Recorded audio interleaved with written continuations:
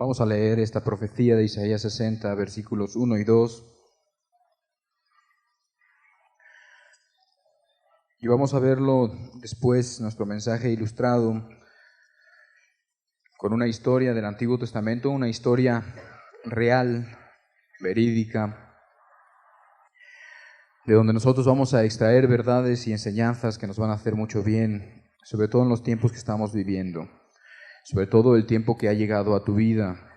Isaías capítulo 60, versículo 1 dice así: Levántate, resplandece, porque ha venido tu luz y la gloria de Jehová ha nacido sobre ti.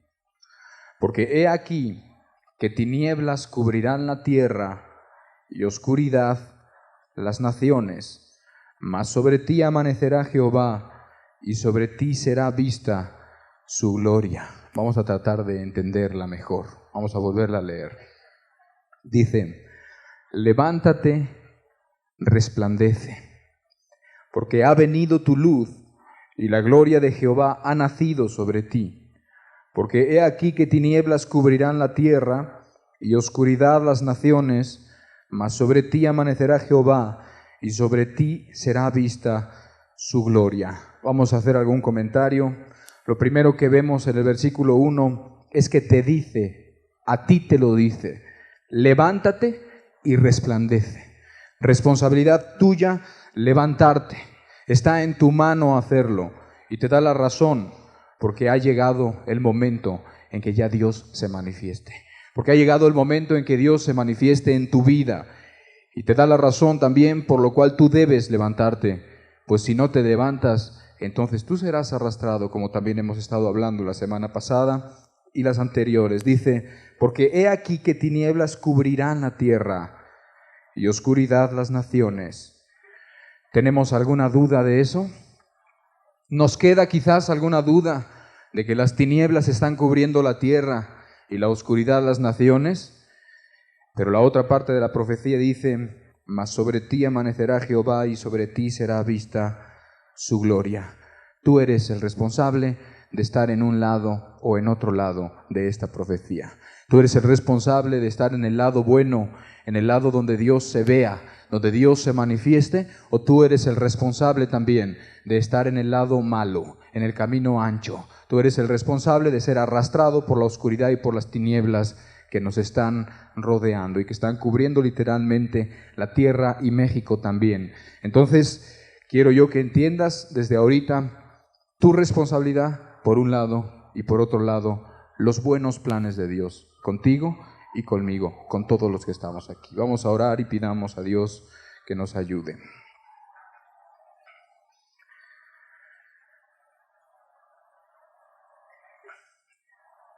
Ora al Señor mientras yo te leo el texto. Dice: levántate, resplandece, porque ha venido tu luz y la gloria de Jehová ha nacido sobre ti.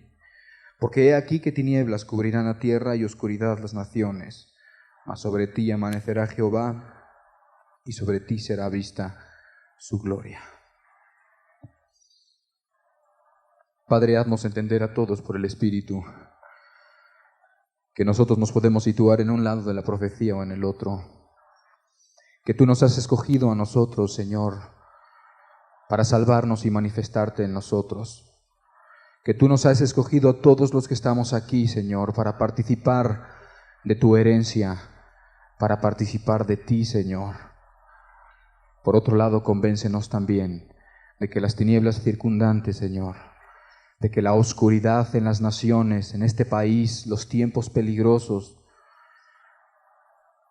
nos va a arrastrar, Señor, si nosotros no tomamos nuestra responsabilidad.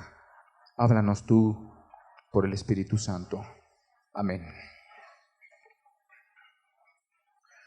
Yo no sé si te sorprenda o no. Para mí fue un estímulo muy grande cuando yo supe que Dios tenía planes para mí. Y fue para mí un estímulo muy grande porque yo sabía quién era yo, porque yo sabía no solamente mis incapacidades o mis limitaciones, sino que yo sabía dónde estaba metido, hasta dónde me habían sumergido en el pecado, en el vicio y en la maldad. Y por lo tanto, yo pensaba que todo para mí estaba acabado, que si a lo mejor Dios se pudiera acordar de mí, quizás, quién sabe, no merecía yo nada. Pero sin embargo, cuando yo supe y entendí que Dios tenía planes para mí, mi panorama cambió. Yo pensé, ¿yo parte de planes de Dios? Como que dije, ¿pero cómo yo? ¿Por qué yo? ¿Cómo que tienes un plan para mí? Para mí eran preguntas y también estímulos cuando yo me di cuenta que Dios tenía planes para mí y los tiene para ti también y los tiene para tu familia. Una vida nueva y distinta, muy diferente a la vida que tú has vivido hasta el día de hoy.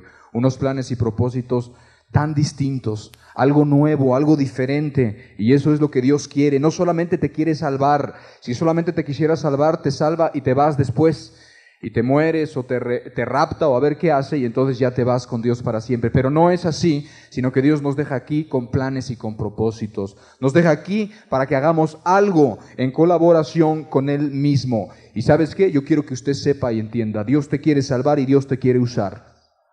Aunque hoy tengas la condición que sea, aunque hoy te encuentres sumido en la condición peor que tú pienses, Dios te quiere salvar y Dios te quiere usar.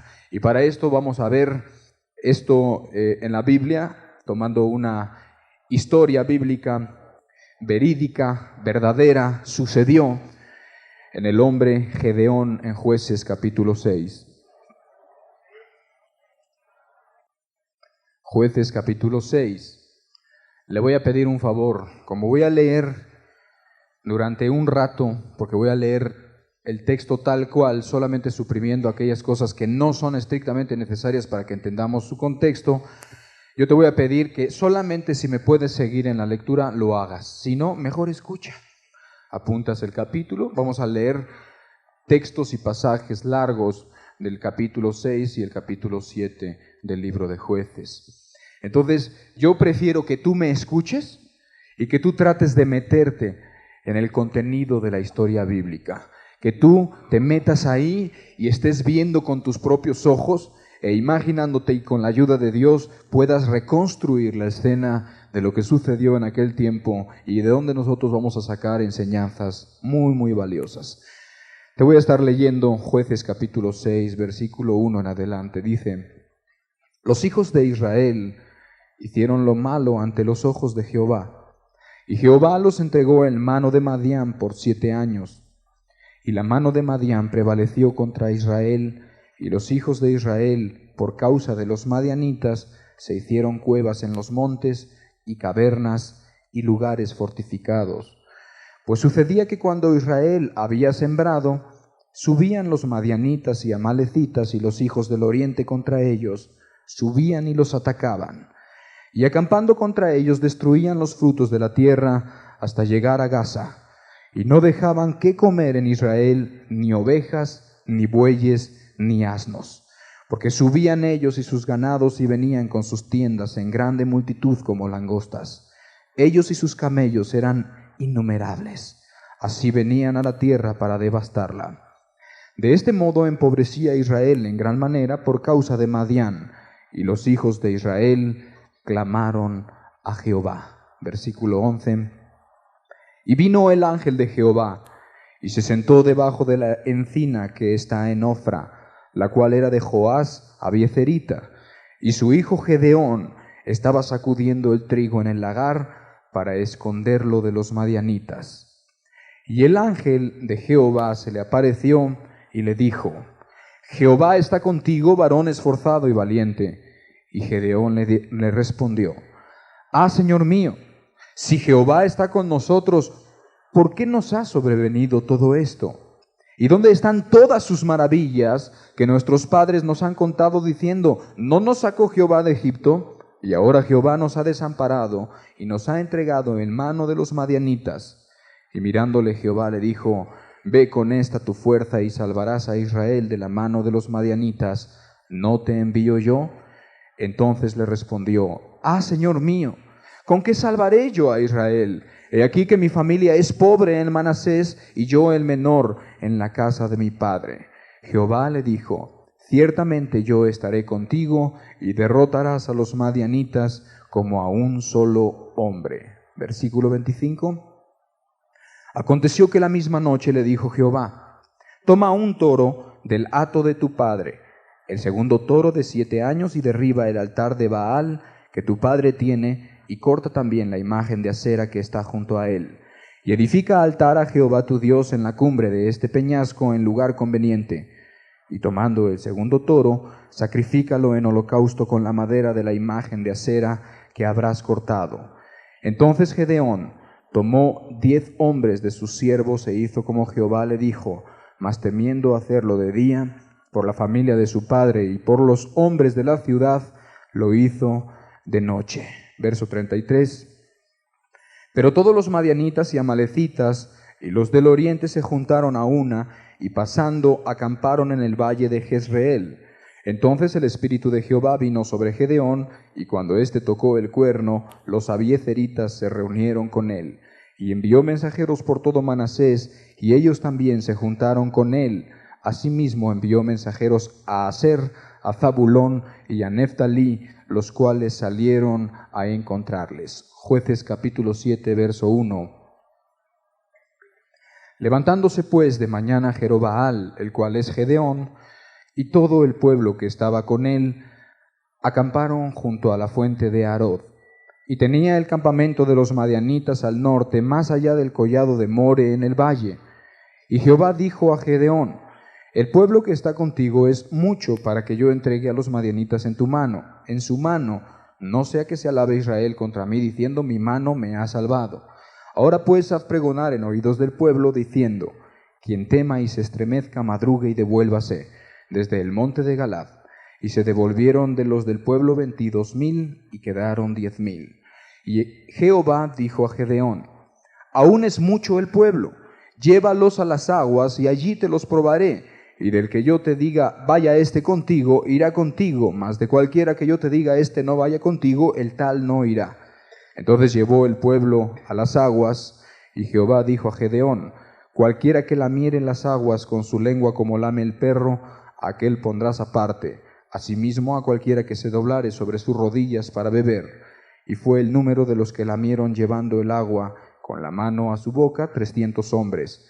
Y todo el resto del pueblo se dobló sobre sus rodillas para beber las aguas. Entonces Jehová dijo a Gedeón: con estos 300 hombres que lamieron el agua os salvaré, y entregaré a los madianitas en tus manos. Y váyase toda la demás gente, cada uno a su lugar. Y habiendo tomado provisiones para el pueblo y sus trompetas, envió a todos los israelitas cada uno a su tienda, y retuvo a aquellos 300 hombres, y tenía el campamento de Madián abajo en el valle. Verso 16.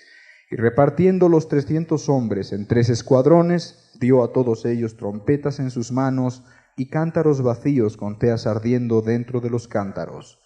Y les dijo: miradme a mí y haced como hago yo. He aquí que cuando yo llegue al extremo del campamento, haréis vosotros como hago yo. Yo tocaré la trompeta y todos los que estarán conmigo. Y vosotros tocaréis entonces las trompetas alrededor de todo el campamento y diréis: por Jehová y por Gedeón. Llegaron pues Gedeón y los 100 hombres que llevaba consigo al extremo del campamento, al principio de la guardia de la medianoche, cuando acababan de renovar los centinelas, y tocaron las trompetas y quebraron los cántaros que llevaban en sus manos. Y los 3 escuadrones tocaron las trompetas, y quebrando los cántaros tomaron en su mano izquierda las teas, y en la derecha las trompetas con que tocaban, y gritaron: por la espada de Jehová y de Gedeón. Y se estuvieron firmes cada uno en su puesto en derredor del campamento. Entonces todo el ejército echó a correr dando gritos y huyendo. Y los 300 tocaban las trompetas. Y Jehová puso la espada de cada uno contra su compañero en todo el campamento. Y el ejército huyó hasta Bet-sita en dirección de Cerera, y hasta la frontera de Abel Meola en Tabat. Y juntándose los de Israel, de Neftalí, de Aser y de todo Manasés, siguieron a los madianitas. Hasta ahí vamos a leer. Usted me entenderá que es necesario que leamos todo esto porque esta historia puede ser ajena a algunas de las personas que estamos aquí. Muchos quizás la conocemos. Es una historia verdadera que aún muchos inconversos conocen, y para ellos mismos ha sido como legendaria, ha sido como pues una prueba de fortaleza, de valentía, etcétera, etcétera, la victoria que tuvieron con 300 hombres. Pero te voy a parafrasear un poquito qué es lo que acabamos de leer para que lo tengas todo muy claro y después podamos extraer las verdades que nos van a servir. Lo que nosotros vemos es que Madián, que era un pueblo, que eran tribus, que no eran pueblo de Dios, habían subyugado y tenían subyugado al pueblo de Israel, al pueblo de Dios. Lo tenían de tal manera subyugado que estaban viviendo en cuevas y en cavernas. Y estaba así prevaleciendo sobre ellos, dice la Escritura. Y entonces en un momento dado, como luego suele suceder con algunas personas, clamaron a Jehová.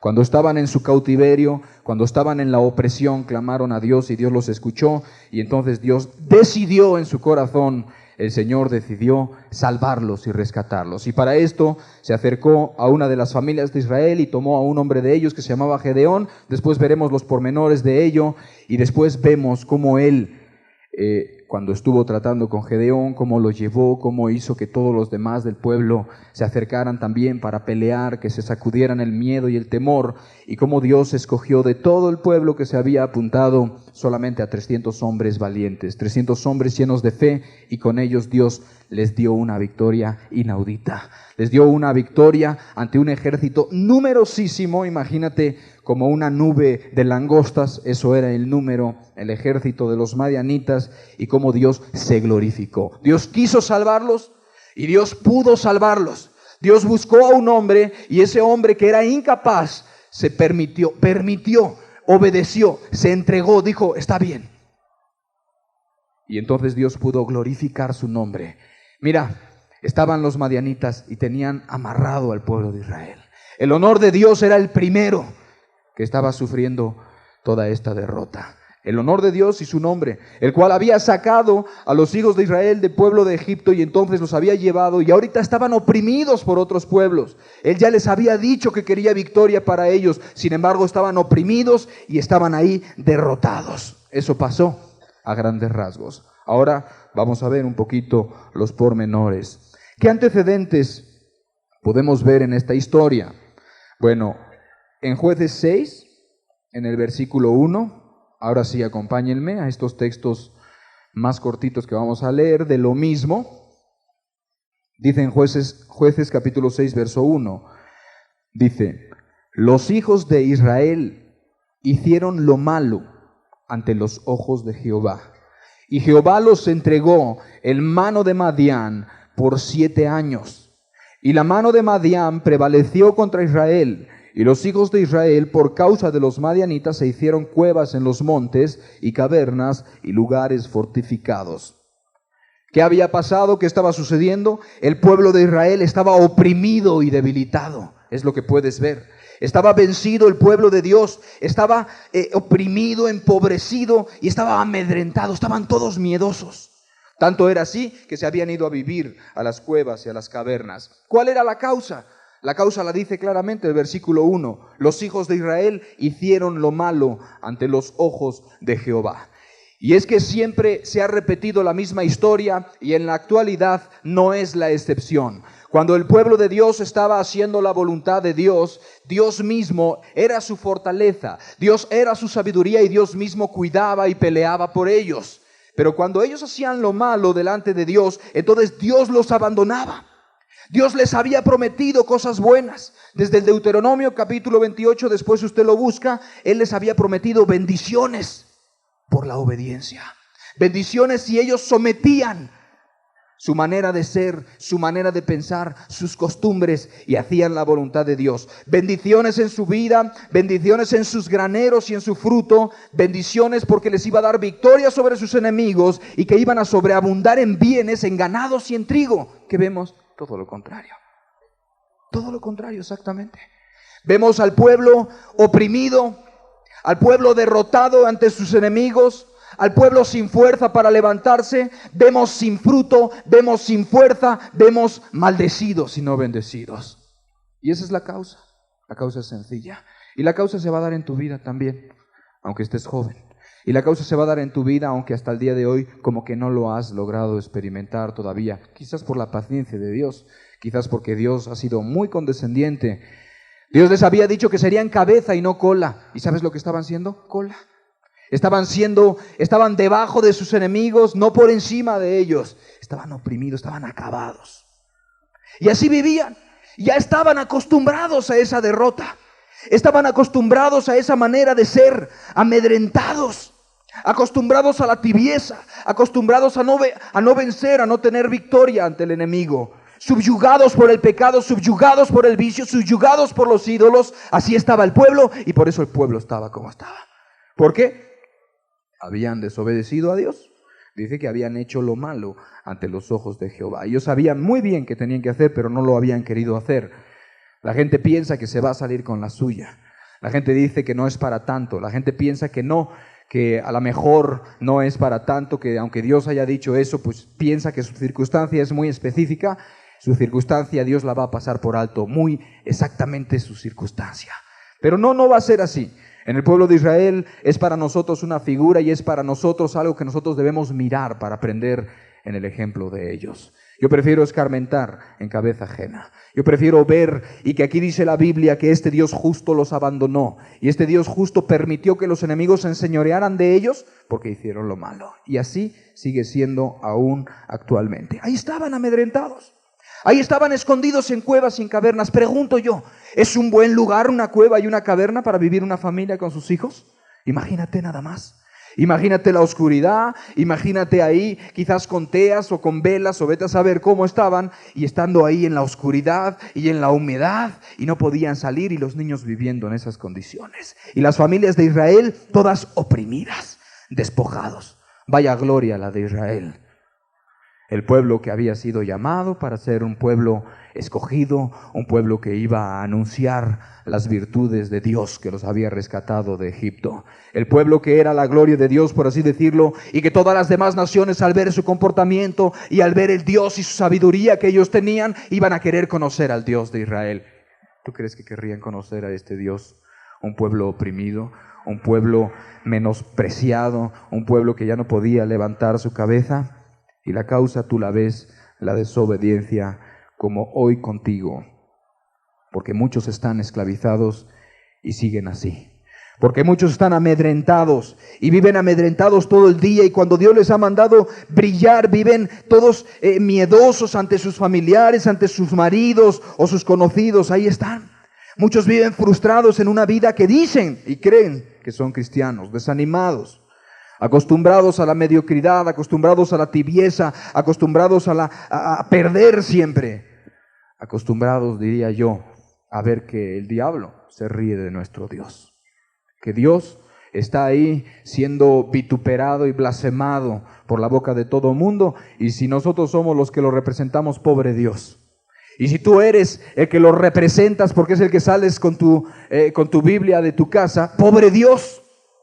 ¿Por qué? Porque estás exactamente en la misma situación. Cuando Dios nos ha llamado, sí, para salvarnos y también para representarlo. También para una obra, para unos planes, para unos propósitos, para glorificar, para levantar su nombre.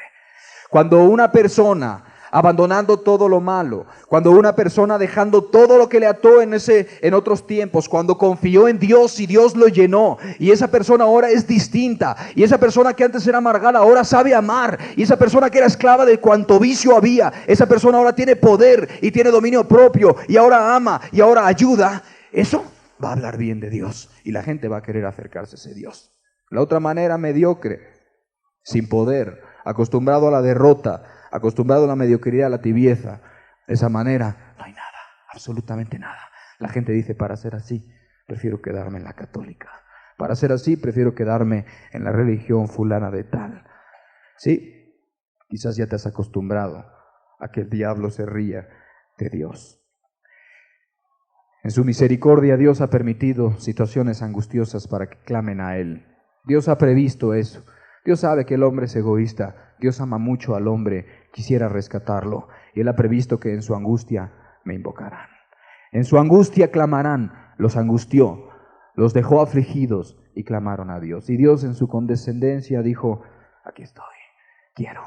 Aquí estoy, no has aprendido por la buena. Los tiempos buenos no te sirvieron. Los tiempos donde te atraje con cosas buenas, donde te bendije constantemente, no te sirvieron. En tu angustia me buscarás. Y entonces, ¿qué hace? Bueno, pues los atiende. Y aquí vemos nosotros que atendió al clamor de Israel, se presentó ante ellos y dijo: quiero salvarlos. Quiero salvarlos. Y quiero rescatar mi nombre del oprobio y de la vergüenza. Y ahí vemos nosotros el propósito de Dios de salvar a su pueblo y de glorificarse en ellos. Y entonces vemos nosotros que Dios escoge a alguien. ¿A quién? A Gedeón. Escogió a Gedeón. Pero sería bueno que miráramos un poquito más de cerca quién era ese hombre Gedeón. ¿Por qué? Porque hoy nosotros, los que conocemos un poquito más la Biblia, cuando oímos Gedeón, inmediatamente nos viene a la mente un héroe de la fe.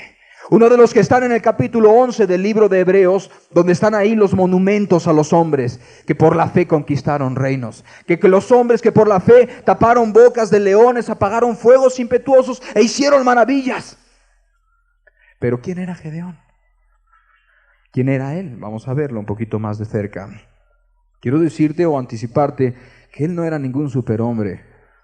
Gedeón no era ningún héroe ni tenía nada de héroe.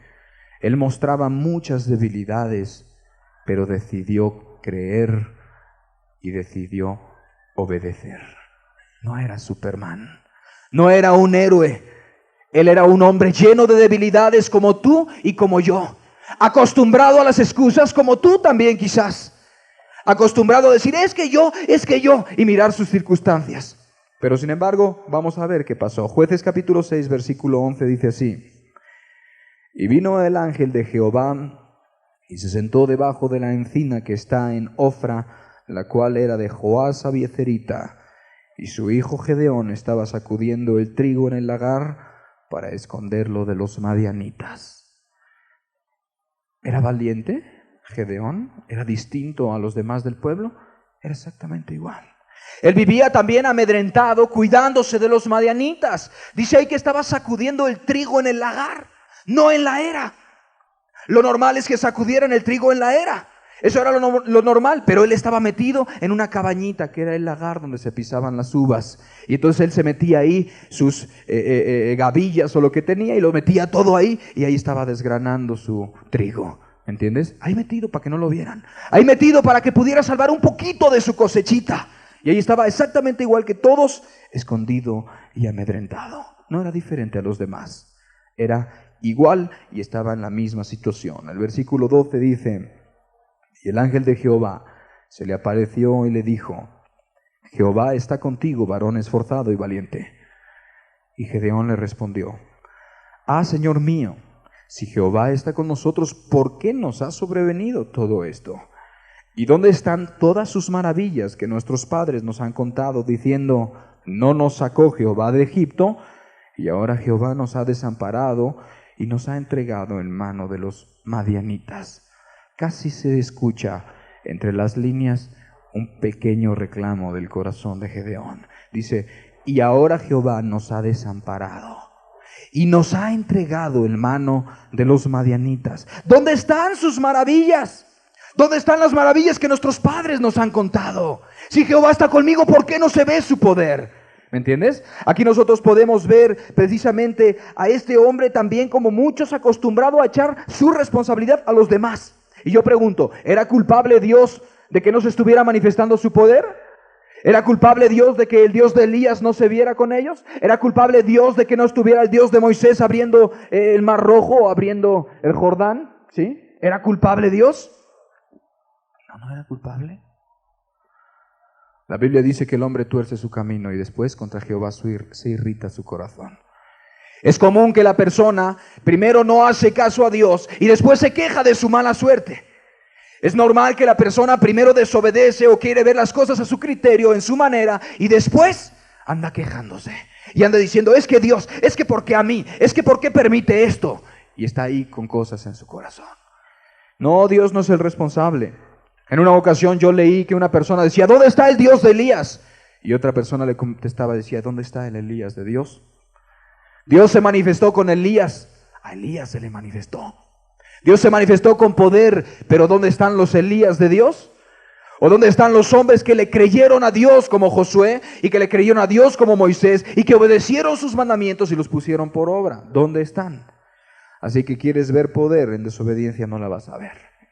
¿Quieres ver las maravillas de Dios? Dios puede hacer maravillas. Dios ha dicho que pidamos a Jehová lluvias en la estación tardía. ¿Sabes lo que significa?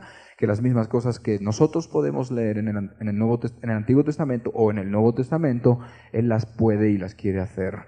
Pero ¿con quién las va a hacer? ¿Con un montón de tibios?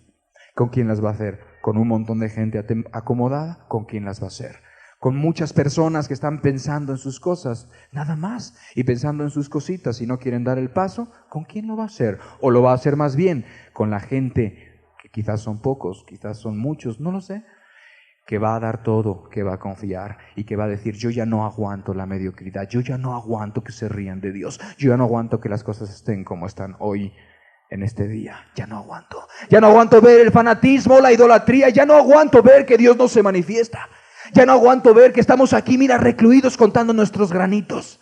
Y allá afuera están en un banquete de idolatría, en un banquete de todo lo espiritual, nefasto, negro, oscuro, ¿sí? Y ahí están.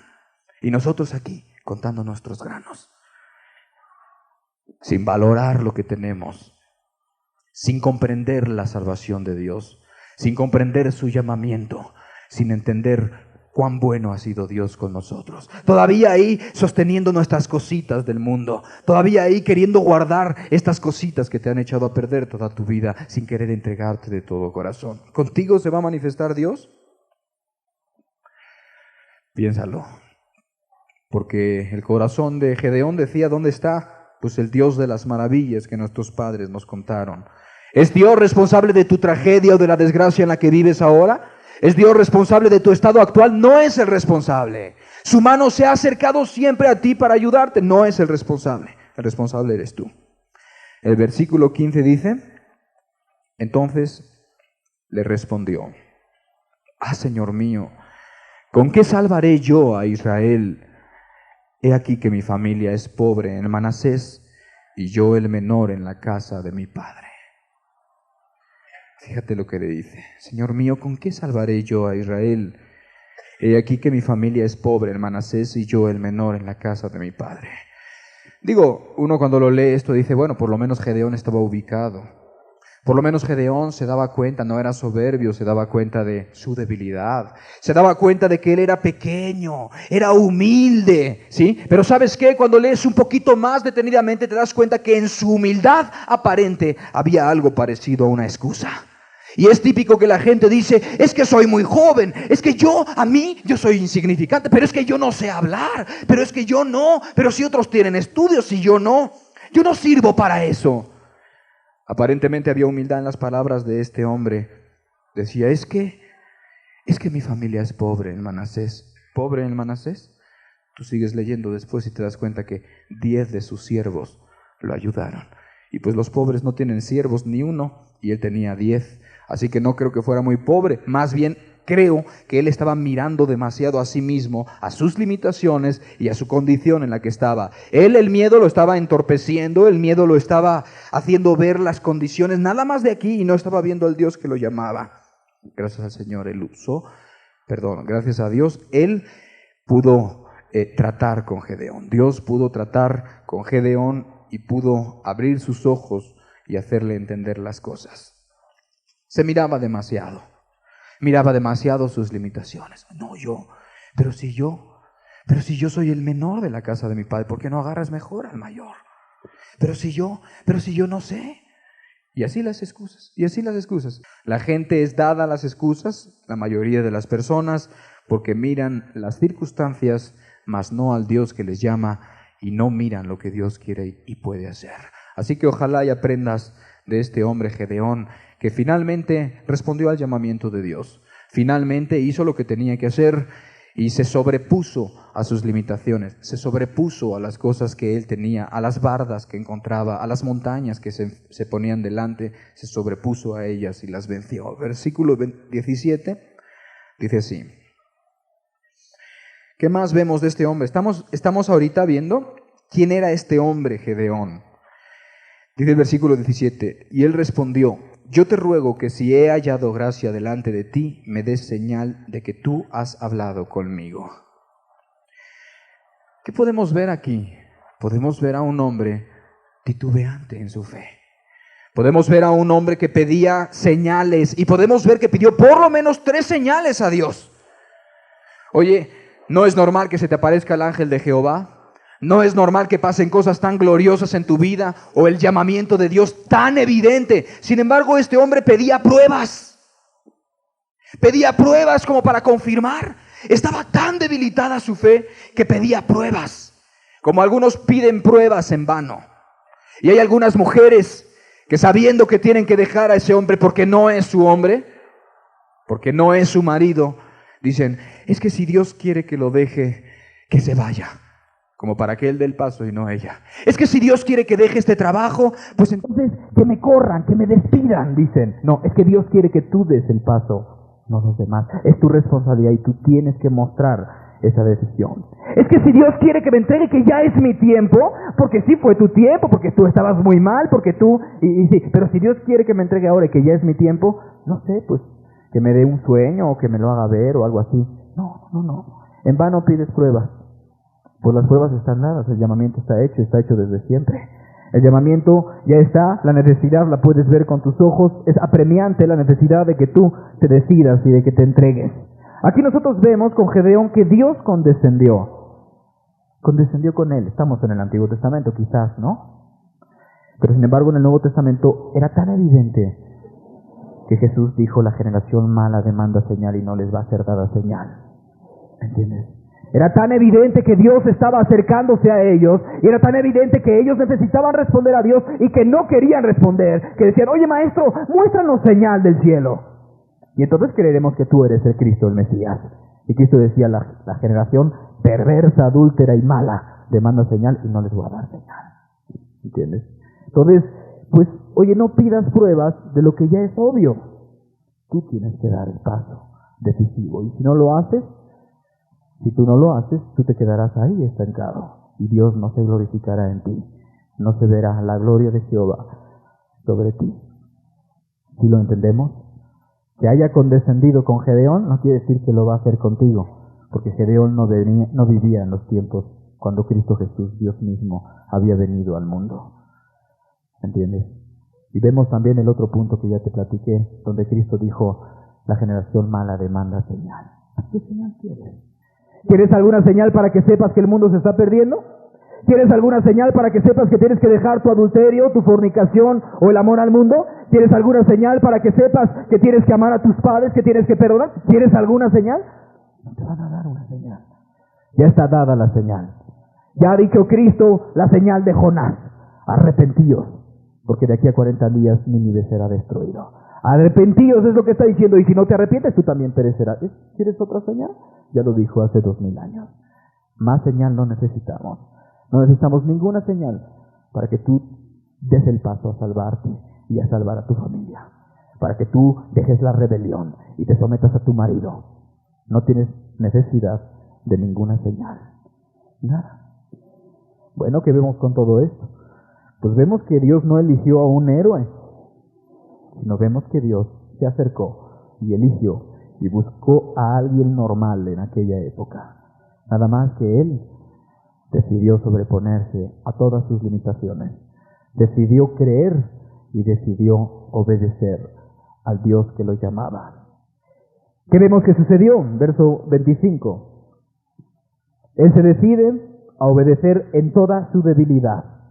Y dice el verso 25, aconteció que la misma noche le dijo Jehová, toma un toro del hato de tu padre, el segundo toro de 7 años, y derriba el altar de Baal que tu padre tiene, y corta también la imagen de acera que está junto a él, y edifica altar a Jehová tu Dios en la cumbre de este peñasco en lugar conveniente, y tomando el segundo toro sacrifícalo en holocausto con la madera de la imagen de acera que habrás cortado. Entonces Gedeón tomó 10 hombres de sus siervos, e hizo como Jehová le dijo, mas temiendo hacerlo de día por la familia de su padre y por los hombres de la ciudad, lo hizo de noche. ¿Qué tuvo que hacer en primera instancia Gedeón? ¿Sabes lo que tuvo que hacer? Tuvo que romper los ídolos de su casa. Tuvo que deshacerse de los ídolos, de la idolatría. Tuvo que deshacerse y romper las costumbres y ataduras. Tuvo que romper con las tradiciones antibíblicas. Tuvo que romper con todo. Eso es lo que tuvo que hacer en primer lugar. Tuvo que deshacerse de todas aquellas cosas que habían cautivado su corazón en otro tiempo.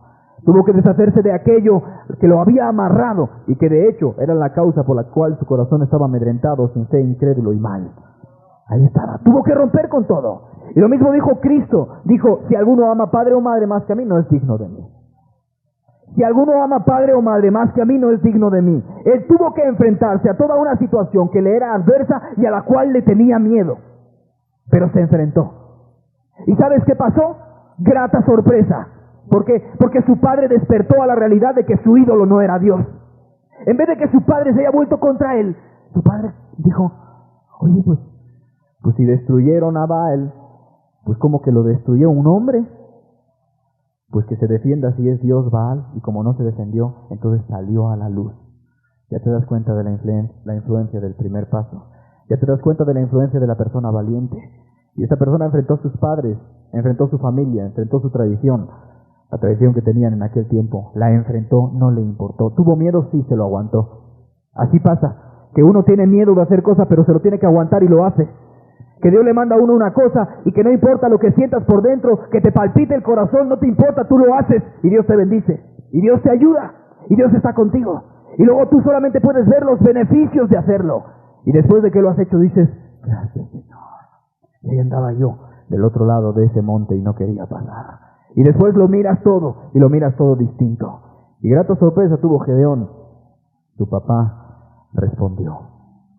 Se alejó también de sus ídolos. No solo eso, sino que vemos lo que provocó que Gedeón saliera de las cavernas y se decidiera hacer la voluntad de Dios. Versos 34 y 35. Entonces, el Espíritu de Jehová vino sobre Gedeón, y cuando éste tocó el cuerno, los abiezeritas se reunieron con él. Y envió mensajeros por todo Manasés, y ellos también se juntaron con él. Asimismo envió mensajeros a Aser, a Zabulón y a Neftalí, los cuales salieron a encontrarles. ¿Qué vemos? Vemos la influencia de la valentía. Así como cuando vemos la influencia de la cobardía. ¿Has visto cómo cunde el pánico en un lugar?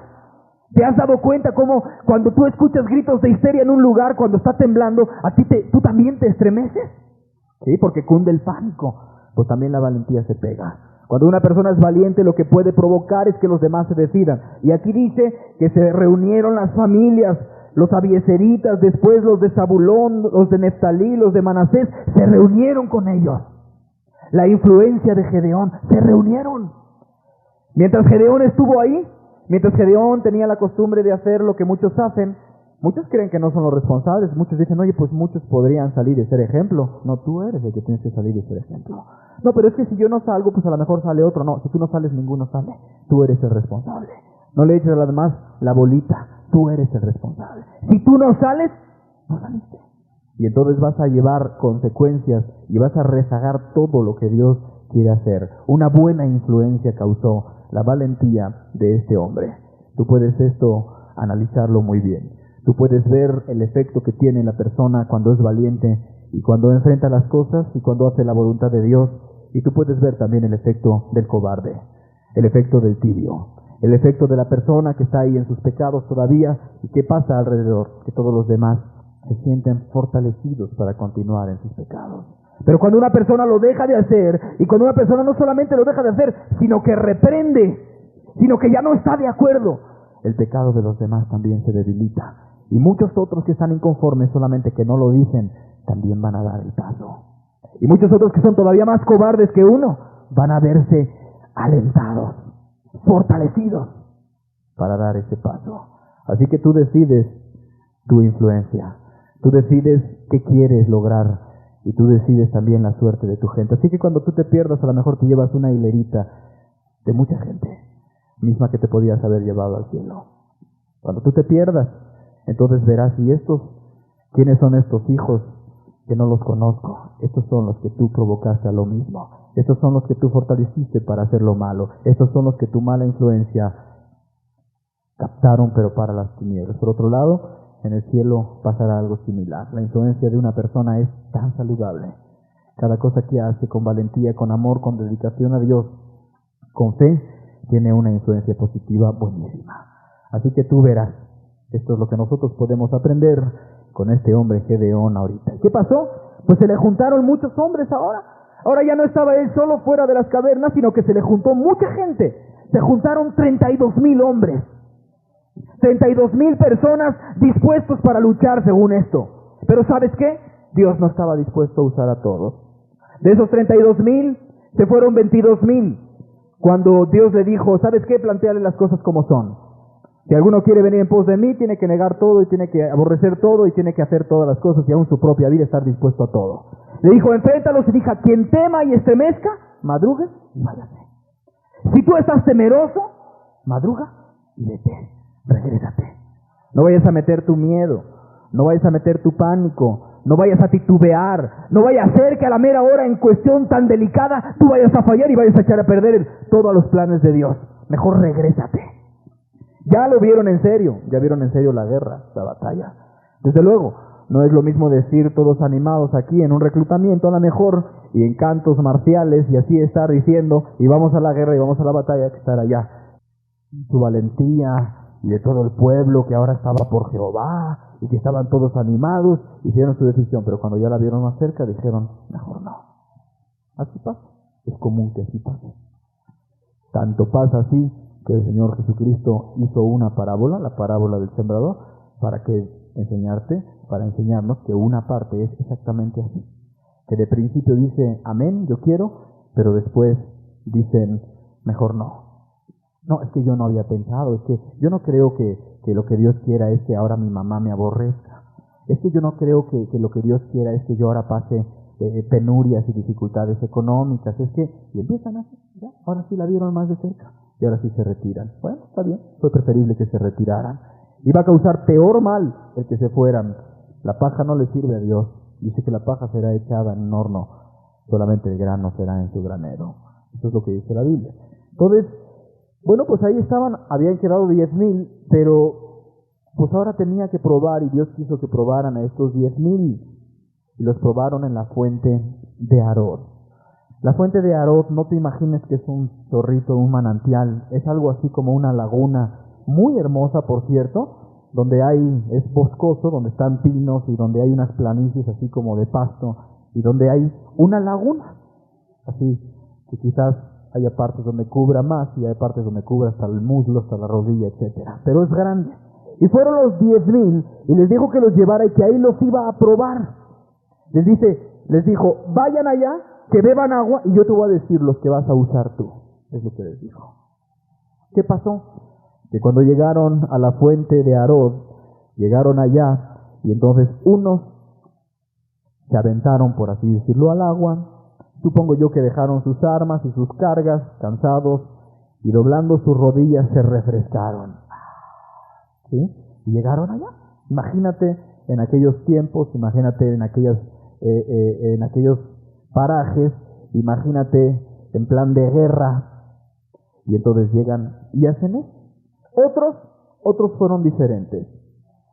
300 de ellos tomaron con su mano el agua y se la llevaron a la boca. Y se la llevaron a la boca y la lamieron como lame el perro, dice ahí la Escritura. Y entonces Dios les dice, estos 300 que tomaron el agua en su mano y se la llevaron a su boca, estos son los únicos que te van a servir. Los otros no. ¿Por qué?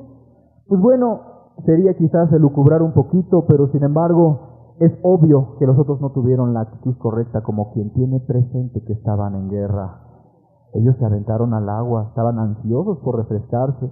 Ellos se metieron al agua y ellos ahí doblaron sus rodillas y ahí estaban refrescándose. Los otros sabían que estando en guerra les podían caer en cualquier momento. ¡Detallitos! ¡Nada más detallitos! Pero es que Dios mira los detallitos. Es que Dios mira tus detallitos, por eso ni te elige y por eso ni te salvas. Dios sí mira los detallitos. Bueno, lo que tú le llamas detallitos, Él los mira y esos son precisamente los que deciden que tú no les sirvas a Dios. Cuando en una ocasión Josué había estado mirando la condición de su gente Y había estado viendo que unos estaban negligentes, que otros no tenían el arrojo que necesitaban, que otros estaban de flojos, diciendo, oye, pues ¿quién nos va a desmontar estos montes? ¿Quién nos va a talar los árboles? Así como pensando en la responsabilidad para otros. ¿Sabes qué? Los paró y les dice a Josué, ustedes no van a poder servir a Dios, porque Dios es Dios santo y es celoso y no va a soportar sus rebeliones. Había visto indicios, detallitos, solamente que él tenía celo por Dios. Y los enfrentó y les dijo, ellos no van a poder. Y bueno, pues son detallitos los que algunos de ustedes consideran detallitos. Por ejemplo, como cuando alguno voluntariamente pierde una reunión, no más. Quizá hay muchas reuniones, entonces pierde una reunión. Un detalle, ¿no? Otros, sus detallitos son echar miradas impuras, quizás a algún aparato de televisión o alguna fotografía o alguna mujer. Otro, su detallito es llegar impuntual, descuidadamente. Ese es su detallito. Ay, pues ¿qué tiene? Pues es que a mí como que no me gustan mucho las alabanzas y ese es tu detallito. Otros, su detallito es ignorar la importancia de la Biblia, participar en una conversación chismosa o vana, y ahí están, pues son detallitos. Pues esos detallitos los ve Dios. Y si no era detallito tomar con la mano y llevárselo a la boca, entonces, ¿qué tenemos que entender de esto? Dios estaba mirando una actitud. Dios estaba mirando algo en ellos. Dios estaba mirando quiénes tenían presente que estaban en tiempos de guerra. Quiénes estaban ahí habiendo dejado a lo mejor las armas y su carga, porque llevaban con fardos. Ellos estaban ahí para pasar la noche en la intemperie. Llegaban con armas, llevaban con fardos, llevaban con comida o con cantimploras, lo que pudieran llevaban. Entonces las dejan en un lado y se tiran al agua. Y les cae el enemigo. Y entonces sí, los despedaza. ¿Me entiendes? No, otros no fueron así. Gracias a Dios, detallitos. De este modo quedaron seleccionados 300 hombres. Con ellos, de manera inaudita, Jehová salvaría a su pueblo y Él se glorificaría en ese pequeñito ejército. ¿Cuánta confianza tuvo esta gente en su Dios? ¿Cuánta confianza tuvo esta gente en los propósitos de Dios, en sus planes tan raros? ¿Y sabes qué? Yo veo a Dios muchas veces haciendo planes raros para que la gloria no sea de los hombres, sino de Dios. Es más, cuando Dios vio un ejército de 32,000 personas, dijo, no quiero eso. ¿Por qué? No vayan a decir al rato que venzan a los madianitas, que eso le salvó su propia mano y su espada y su valentía. No, con menos. Prefiero menos. Y Él así hace las cosas. Él tiene su manera de hacer las cosas, misma que yo no cuestiono, ¿la verdad? Porque yo sé quién es el que ha dado al hombre la ciencia, el saber y la sabiduría. ¿Ese? Así que los puso Gedeón por mandato de Dios y los puso en escuadrones de 100 personas. 100 personas, cada uno con su responsable de ese escuadrón. 100 personas, 3. Y entonces les dicen, ustedes y ustedes, cada uno se va a ir por un lado y entonces estas van a ser sus armas. Unos cántaros vacíos y unas teas, unas antorchas. Estas son sus armas. Los distribuye y entonces meten las antorchas en los cántaros, los meten, cae la noche, se distribuyen y en el cambio de la guardia de la medianoche estaban todos colocados alrededor del campamento de los madianitas. Ahí estaban todos, tumbados, tendidos, descansando. Al día siguiente les caerían quizás a los del pueblo de Israel, ya para despojarlos de todo. Y entonces se ponen así, rodean todo el campamento de los madianitas, 300 personas, quién sabe separadas por cuánto, pero el asunto es que rodean. Pasada la medianoche, entonces les había dado instrucción que ellos estuvieran ahí y que cuando él gritara por Jehová y por Gedeón, todos rompieran los cántaros y entonces la luz de las antorchas iba a salir y entonces eso iba a desconcertar al pueblo de los madianitas. Y así lo hicieron. Y dice que se estuvieron en su lugar, rompieron los cántaros, el resplandor de las antorchas, de las 300 antorchas, se despiertan estos y así, somnolientos y como estaban, empiezan ahí a estar desconcertados, se están ellos ahí mantenidos en su puesto, dice, con la antorcha en la mano izquierda y con la mano derecha con la trompeta. Y entonces gritan y tocan la trompeta y empieza a haber ahí todo un tumulto y la gente se desconcertó y agarraron y unos se mataron a los otros. Ahora tuvieron que confiar mucho en Cristo, en Dios. Tuvieron que quedarse ahí. ¿Cuántas ganas de correr les habrían dado? Cuando se levantaban y se despertaban los madianitas y ellos se mantenían ahí. No sabían ni qué estaba pasando. La espada de uno fue contra los otros y ellos solitos terminaron con ellos. Los pocos que quedaban se fueron corriendo, los persiguieron y finalmente los alcanzaron. Y ahora sí, Dios se glorificó y Dios salvó a su pueblo. Qué hermosa historia, ¿verdad? Es una historia que nos deja ver a nosotros precisamente cómo Dios quiere y puede. Cómo Dios elige a aquel que está dispuesto, no importando la condición en la que está. Se encontró un hombre, Dios, que se dispuso a creer y obedecer. No era un héroe, te lo dije. No era un héroe, solamente fue obediente y se sobrepuso a sus limitaciones. Le importó su triste condición personal. Le importó la idolatría de su casa. Le importó la esclavitud de su pueblo. Le importó la gloria de Dios que estaba pisoteada. Se levantó y le creyó a Cristo. Le creyó a Dios, se entregó y Dios lo usó. Ese es Gedeón. Esa es su historia, que es dejada para nosotros, a quienes nos han alcanzado los fines de los tiempos, como un ejemplo. Un ejemplo de confianza en Dios, un ejemplo de quitar nuestras excusas y de entregarnos para que Dios haga algo por ti y por los tuyos. Vamos a terminar en 1 Corintios capítulo 1. Si te quieres quedar en las cavernas, también es decisión tuya. Si te quieres quedar como estás, no puedes negar que has estado esclavizado, oprimido y mal. ¿Te gusta esa condición? El pueblo de Israel ya se había acostumbrado, muchos están acostumbrados a eso. Ignoran los planes de Dios, ignoran una vida hermosísima que hay en Cristo. 1 Corintios capítulo 1, verso 26, este texto nos sirve para concluir. Dice, pues mirad, hermanos, vuestra vocación. La palabra es llamamiento. Dice, pues mirad, hermanos, vuestro llamamiento, que no sois muchos sabios según la carne, ni muchos poderosos, ni muchos nobles, sino que lo necio del mundo escogió Dios para avergonzar a los sabios, y lo débil del mundo escogió Dios para avergonzar a lo fuerte, y lo vil del mundo y lo menospreciado escogió Dios, y lo que no es para deshacer lo que es, a fin de que nadie se jacte en su presencia. Este texto es adecuadísimo para lo que nosotros estamos entendiendo. Está diciendo que Dios no nos llama por nuestras virtudes. Por lo tanto, nadie se podrá jactar en aquel día. Nadie podrá decir, yo estoy aquí porque yo me acordaba mucho de los pobres. Yo estoy aquí porque yo amé mucho a mis hijitos y a mi esposa. Yo estoy aquí porque Dios necesitaba mi sagacidad o porque Dios necesitaba mis talentos. No. Dios a nadie escoge por sus virtudes, ni por sus talentos, ni por sus buenas obras, para nada. Sino al contrario, Dios escoge a lo necio, a lo vil y a lo menospreciado. Este texto nos enseña que Dios da una hermosísima oportunidad a todos los que estamos aquí, a pesar de nuestra tristísima condición actual. Dios da una hermosa oportunidad a todos. No importa ni quién eres, no importa qué hayas hecho. Nos da una oportunidad no mirando ni a nuestras fuerzas, ni a nuestros méritos, ni nada.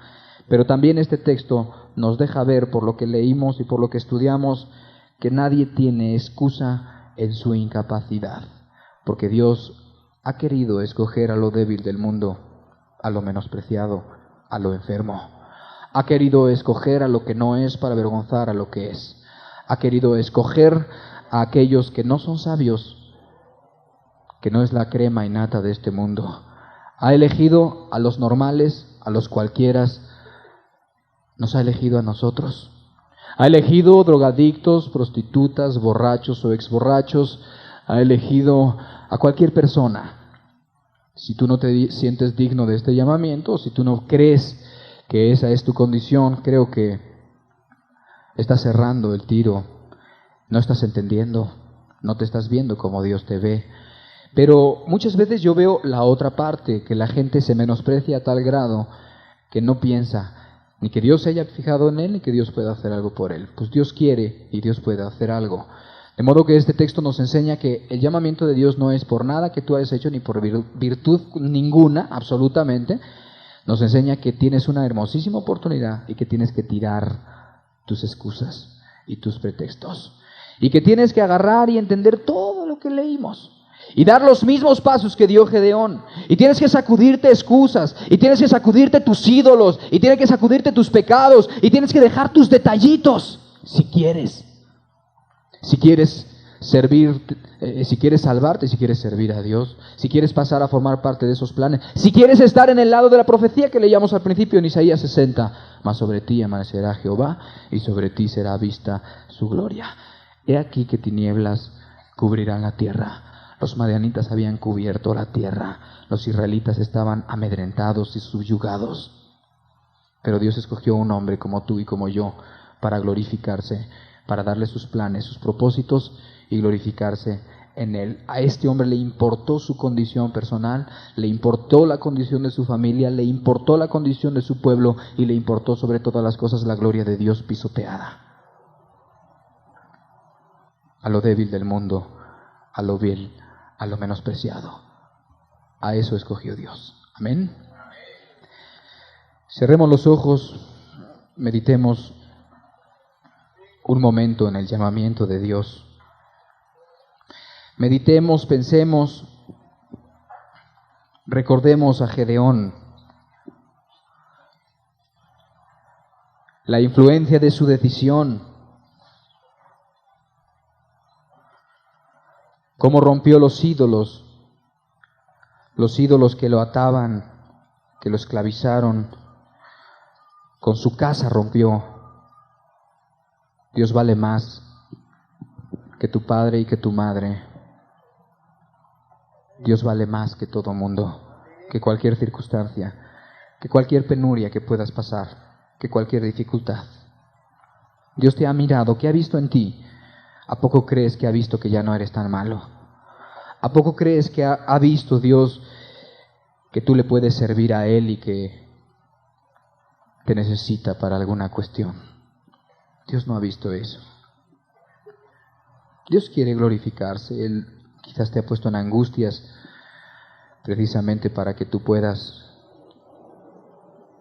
clamar a Él, para que tú puedas considerar tu situación y llegues a la conclusión por fin, a la conclusión de que tú necesitas a Cristo y de que si tú te sigues aferrando a las mismas cosas que te has estado aferrando, te vas a perder. Si tú no respondes al llamamiento hoy, te vas a perder. A Gedeón le importó mucho. En un momento dado se hartó de estar en las cuevas, sin poder, afrentado, mal, sin fruto, perdidos. El nombre de Dios por los suelos, sus promesas olvidadas, la lámpara del mundo Israel a punto de extinguirse.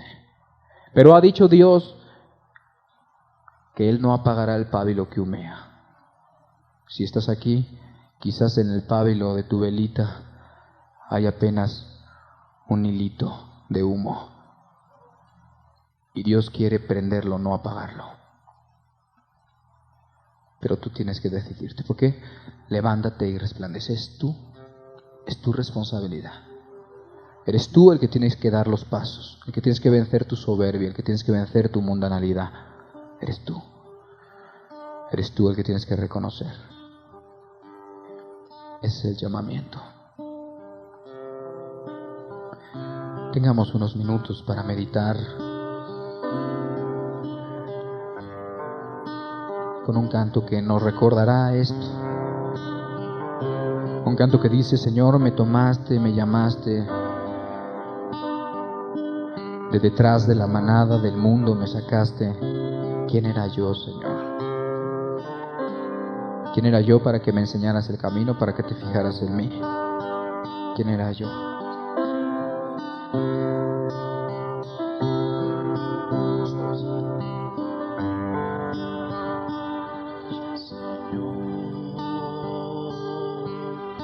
Me tomaste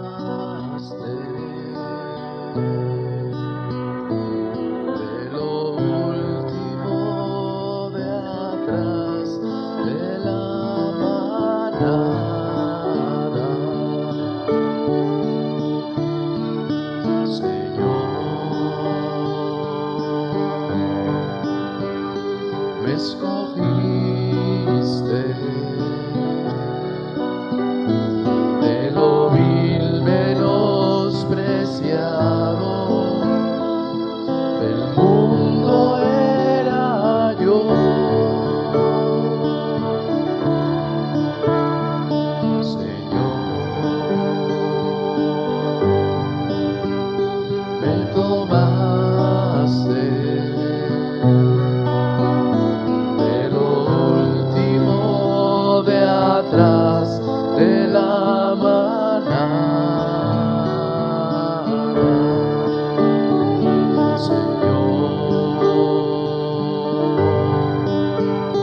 Me escogiste de lo vil menospreciado. El mundo era yo.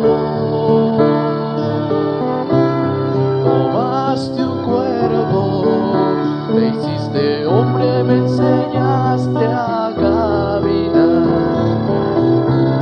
Diste tu vida y en la cruz moriste por mí. Y me tomaste, me limpiaste para ti. Me apartaste para ti.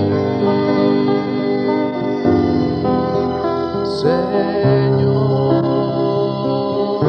¿quién era yo? Señor, ¿quién era yo?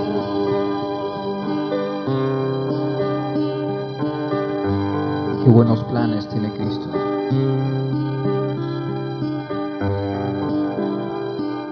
Para después ha preparado moradas para cuando te muevas.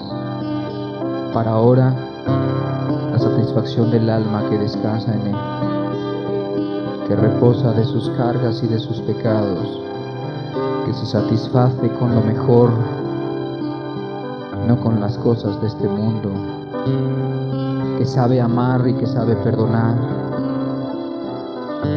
Dios ha preparado esto para aquellos que no lo merecemos y además nos invita a participar en sus planes, en sus propósitos.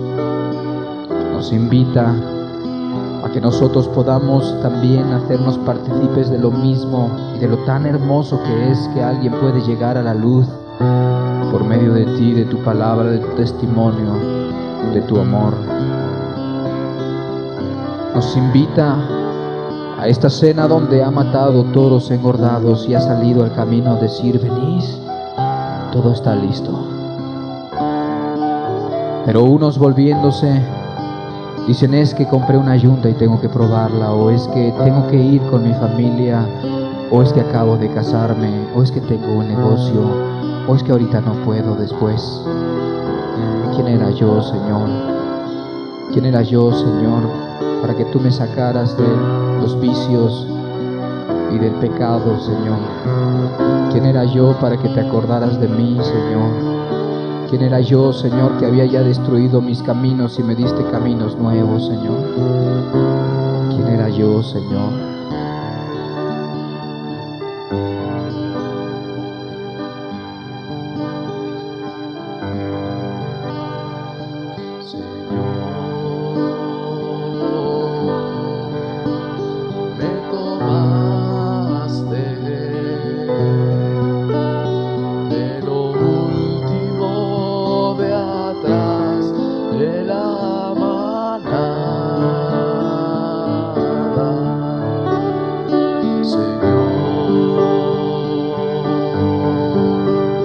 Escogiste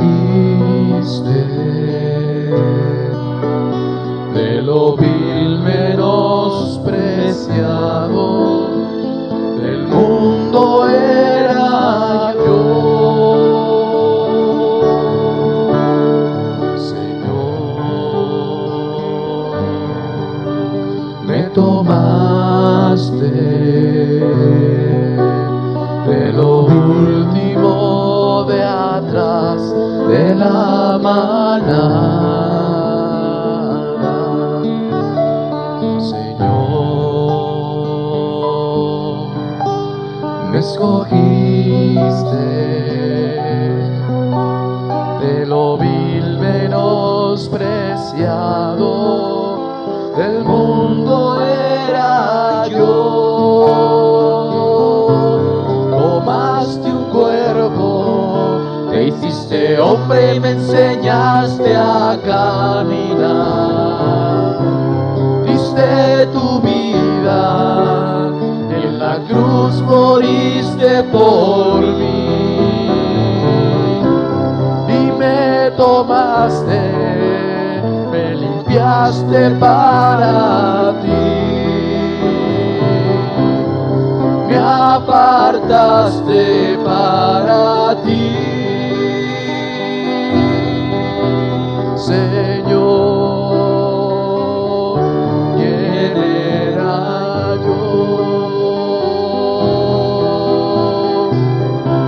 Tomaste un cuerpo, te hiciste hombre, me enseñaste a caminar. Diste tu vida, en la cruz moriste por mí y me tomaste, me limpiaste para ti, me apartaste para ti, Señor. ¿Quién era yo,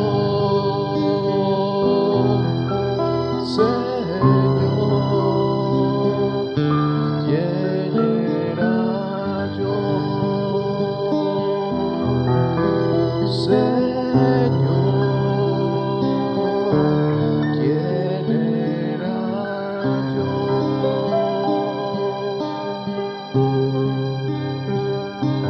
Aún considerando lo emotivo del momento, aún considerando que pues, ciertamente esto no es el mundo ni lo que has de enfrentar, lo cual espero hayas considerado, que se pare en su lugar la persona que quiera romper con los ídolos de su casa y de su corazón, que se pare ahorita mismo en su lugar para formar parte ahora sí de los valientes de Dios, ahora sí realmente haciendo un compromiso total, considerando todas las cosas desde ahorita saliendo, desde ahorita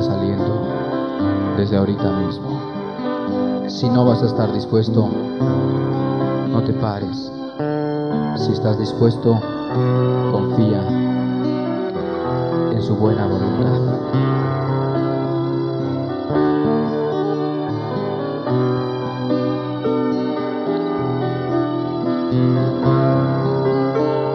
En su buena voluntad. Sí, te va a suponer muchas cosas, puedes pensar en ellas, muchas cosas.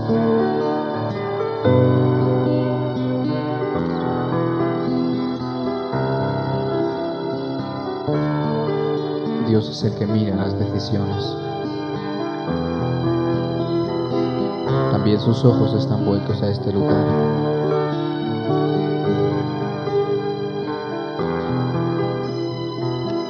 Si a Jehová haces promesa, no tardes en cumplirla.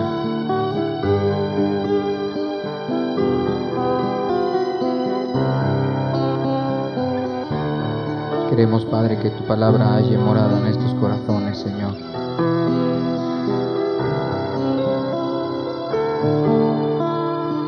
Que puedas hacer tu obra y completarla hasta el día de Jesucristo. Que se quite lo oprobio en estas personas y en las familias que representan.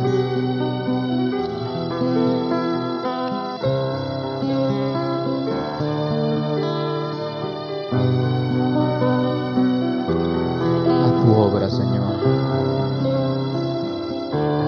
en el nombre de Jesucristo. Amén. Puedes sentarte.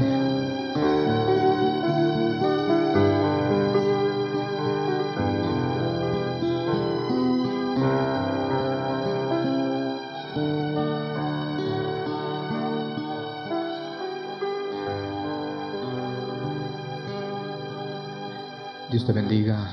Nos vemos, si Dios quiere, aquí el domingo que viene. Que puedas meditar estas cosas, profundizar en ellas y tomar estos ejemplos tan claros, tan buenos para nosotros. Que Dios te bendiga y buenas tardes.